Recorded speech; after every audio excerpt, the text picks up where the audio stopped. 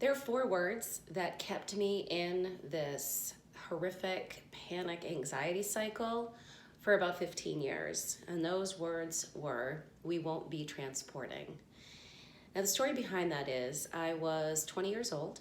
I was 11 weeks pregnant with my oldest child.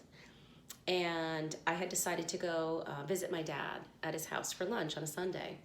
I had called him in the morning and I hadn't gotten an answer. I figured he was at the gym. I swung by his gym on my way to his house. His car wasn't there, so I thought I must have missed him. I mean, this was before everybody had cell phones, right? So I got to his house and his car was there, and I thought, great, he must just be napping. Maybe he's tired.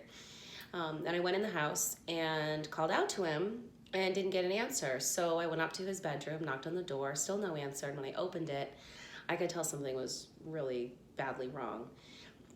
So I tried to wake him up and I couldn't. And I called 911 and 911 came. The ambulance came. And I remember running down the stairs. His bedroom was on the second floor, and I ran down the stairs when they got there to let them in, and they went up.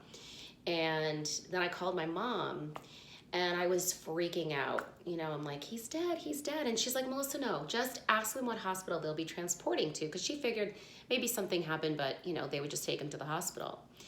And one of the EMTs came downstairs, and I said, which hospital are you going to? And she looked at me and said, we won't be transporting.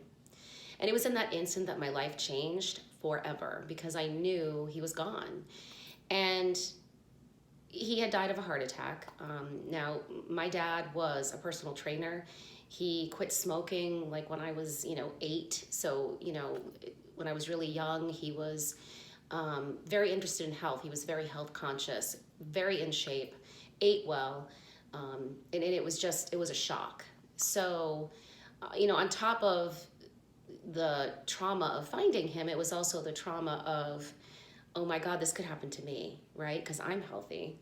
Your mind does things like that. So this fear of not surviving, of, this idea that you can do everything in your power to be healthy in whatever way you're trying to be healthy and have it still not work out, really stuck with me. And it kept me small. And I find that with most of the high achieving women that I work with, it is this fear of not surviving that keeps them stuck. And it doesn't matter how you came across that fear. It doesn't matter if it wasn't something as drastic as, finding your dad like that. Trauma is different for everyone. But that feeling that you won't be able to survive is very prominent. And it forces you into decisions that keep you stuck because you don't know yet how to use fear as a tool.